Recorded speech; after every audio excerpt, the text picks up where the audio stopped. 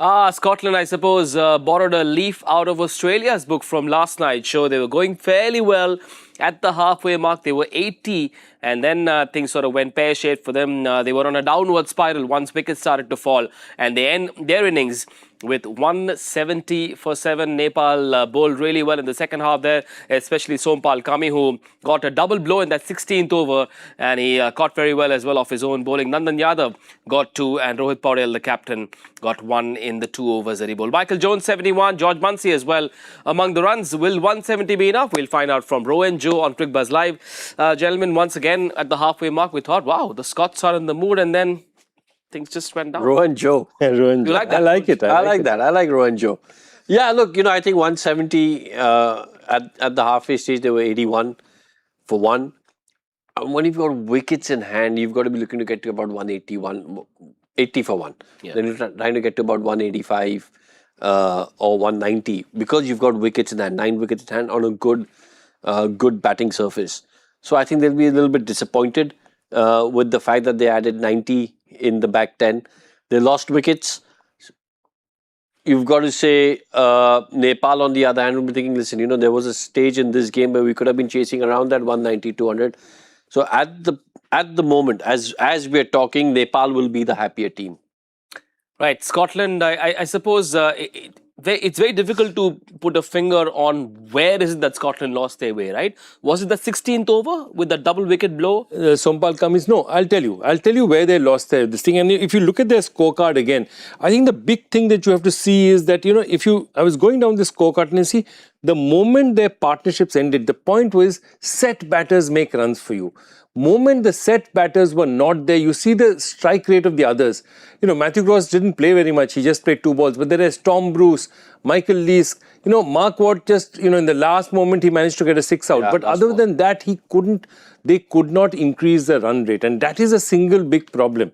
That they needed one of Jones, McMullen, Munsey. One of them they needed to go through. And this is a standard problem with associate sides. That batters coming in, trying to hit in those first 3, 4, 5 balls, they find it very, very difficult. Yeah. And so if you look at it, 16 to 20, the last 5 overs that they bowled, 16, 17, 18, 19, 20, 16th over they get 2 wickets. Sompal Kami gets 2 wickets. Yeah. Each of the overs between 16 to 20, at least 1 wicket fell. Now, the shot that Michael Jones played, Sompal Kami bowling around the wicket, in the 16th over, he was batting on 71. That shot, it's on, surely on, right? It's absolutely, because you're batting 71, you're well set. You can play whatever shot you want, which you think is going to get you a boundary. You can't be at that point thinking of nudging it for 1 and 2 because you're the set batsman. You're the set batter. You've batted for 45 deliveries. You're batting on 70. You're taking the responsibility. That shot was completely on. Execution was wrong. That happens. But the thought process, the intent behind it, spot on. Right, but you have to give credit to Michael Jones for batting the way he did. He knows that these opportunities don't come too often. 71 of 45, it was a delightful display of T20 batting in front of a packed crowd. Absolutely. It hit around the wicket, and I thought some of the shots that he played up front were absolutely fantastic, where he just waited for the ball and he stroked it through the covers. At least twice he did that, and you could make out that he was literally had the time to wait, sit back, pick his spot and then hit it through the covers. And I really liked that. It showed a batter who has control over his game. He was just not wild slogging. I loved the way he batted. Now, it's unfortunate that, that ball was a bit slower and it dipped a bit more than he thought. Yeah. Otherwise, he was the guy who would have taken them to 190. And I totally agree with Rohan. They're at least 20 short of what they would have wanted to be. At least 20 short. I'm looking at Michael Jones's player profile on Cricbuzz, and it says he's played for Durham and for Lancashire. Clearly having played at the county level, which I suppose is a pretty good level. It's all right. It's all right. Okay. For me, the county level, obviously it's first class level, sure. So it is a good level. But it's not what it used to be in the 70s and 80s when you said you played for a county, county circuit or a county team. Right now, first class cricket across the world, there are certain other first class structures which I would think are a lot higher than the county circuit. Another batter that Scotland would have hoped would have a good World Cup hasn't. Their veteran captain, Richard Berrington as well, out in the 17th over. Once again, much like the shot that Michael Jones played, you can't really hold that against him. Is this joy? Is it a case of those big shots not coming off at the wrongest possible. Yeah, and see, once it has happened, somebody has to say that, okay, let me take 2-3 balls more. All of them were, I felt, too much of a hurry, and then they just could not control themselves. You could make out, they were not timing it, they were hitting and missing. And look, this is a very good track still. This is the Wankhede. It's an excellent track. You can't hope for a better track. So you just get your eye in, you can smash it. As you can make out that when Watt actually got connection on the last ball, it just disappeared. Yeah. So it's a kind of track where you can score runs. Had this been, say, Kandy or, Colombo or the kind of pitches there, I can understand it. Here, I think they just panicked and tried to go too hard. Sometimes you press the accelerator a bit too hard. They tried too hard to hit shots, and it showed in the end. I think for me, the innings which really needs to be sort of, in a way, I won't say, not criticized, but which was disappointing was George Munsey. Up top. You cannot on this pitch in a T20 game bat 29 balls and have a strike rate of less than 100. Yeah. That's criminal. Yeah. On a surface like this, top of the order, you are one of the bigger players, the batters that the team's looking upon to say, listen, we need to get to a big score. And if you go at a strike rate of less than 100 in nearly 5 overs, you've used up nearly 5 overs. Yeah. True. And if your strike rate is less than 100, that's not on. And that perhaps on cue tells me to talk about how the Nepalese used spin. They used a total of 12 overs of spin. But in the first end, Rohan, you and I were on Combox. And I think at that point, they'd used 7 overs. So perhaps that move worked to not allow the batters to go big. Yeah, look, like you said, at that point, you were saying, oh, listen, there might even be a chance of 16 overs of space. But I thought they did well to sort of reel it back in good bowling changes. Again, picking up wickets, as Joy said, a set batter is the one who gets you those big runs, especially for the associate member countries, because we've seen for full member countries, you've got enough players who come in and tee off from ball 1. But for the associate member countries, it's a set batter who gets run. So I thought the bowling changes were good, and the fact that they picked up wickets in that back end, in that 16 to 20, which really ensured that they were about 20 runs short. Yeah, we have to give Sompal Kami credit for bowling in, running in so hard. He's got that zest and that spirit and that verve about him. And terrific catch. What a terrific catch he took also. So 25 of 3, and this is very interesting because the very first match, Sompal Kami has been one of the guys who played through the qualifications, did well against the West Indies, and they drop him for the first match. They play Sher Malla. And he sort of found his way back. And if you see, what they did is that basically what they've told, the idea was clearly from Stuart Law, that the pace will be used, most of the pace or sort of medium pace is going to be used in the closing overs.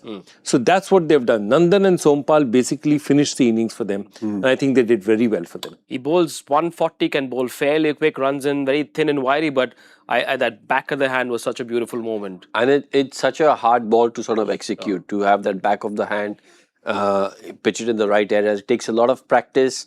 It's a skill which if you can master, it's a great asset to have because there's very little in terms of your arm speed which goes down, right? So your deception is a lot of times, as a batter, you're looking at arm speed to see if it's going to be a slow delivery or not. It's again a very deceptive ball and it takes a lot of practice. Yeah. So, well done to him.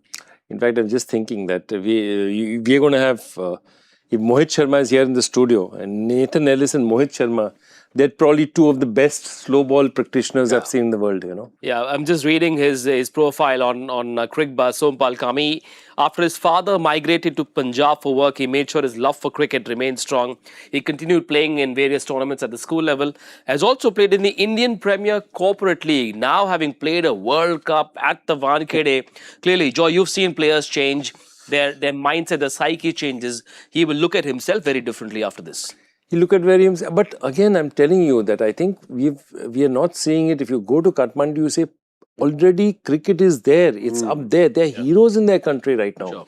Dipendra Airi, Sompal Kami, Kushal Bhuttel, these are all household names right now. All of them, everybody knows them. So they're already up there. Now the question, the pressure they'll be under is that, okay, you've come so far, what's the next step? Yeah. And today, I think it'll help. They've had a disappointing last 2 games. it'll really help if they do a good chase on this one. There's one more man that Nepal like, and they do hope for a lot of things from him, Sandeep Lamichhane, who went through a few off-field issues. Rohan, it's been a very poor World Cup for Sandeep Lamichhane with the ball. He's conceded at over 9 and over, just the 1 wicket. Sandeep Lamichhane, it's just not worked out for the former captain. Yeah, look, 1 for 25 in the first game against England, and after that, wicketless in the tournament. So you're right, it's not worked out for him. Yeah. But that can happen in T20 cricket. We always talk about the fact that it is, in a sense, a batter's game because everything is in favour of the batter. Yeah. But therein also lies the opportunity to pick up wickets because the most number of hat-tricks you see are in the T20 sort of version. Because, you know, in the 1920th over, if you've picked up 2 wickets, the batter who comes in isn't going to try and block it, he's going to try and hit it. So therein lies an opportunity. So it has been a disappointing World Cup for him. There's no running away from the fact. He'll be disappointed. Just 1 wicket in the tournament and thinking, this is not what I would have sort of, you know, as a player, Sure. It's not what you would have dreamt of as for your own performance. They can end this campaign with a win. After 3 losses, they can say goodbye to this World Cup with a win. 171 joy has to be chaseable on a pitch like this. On a pitch, that's what I feel. I feel again, associate nations, try and get yourself to get good starts because this pitch will get better and better. It's not going to get any worse. So just stay in there. If you stay in there, the runs are there. It's a rocket outfield. It's a small ground. This is your best opportunity. 170, and that team could have got to a 190. They've dropped 20 short. Just bat sensibly. Just give your fans something to really cheer and go back. The Scots have potentially 4 spin bowling options. Will they use them? We'll find out. Brandon McMullen is going to open the bowling. Chase very much on. Gentlemen, your predictions for the power play, please. 6 overs, I'm going to go with 48. I don't know. I had lots of numbers in mind. I'm coming back to 45. Bhurtel and Asif Sheikh should enjoy the conditions. I'm going to go 55 in the first 6. Enjoy the Nepalese chase. We'll see you after 10 overs on Cricbuzz Combox. Bye-bye.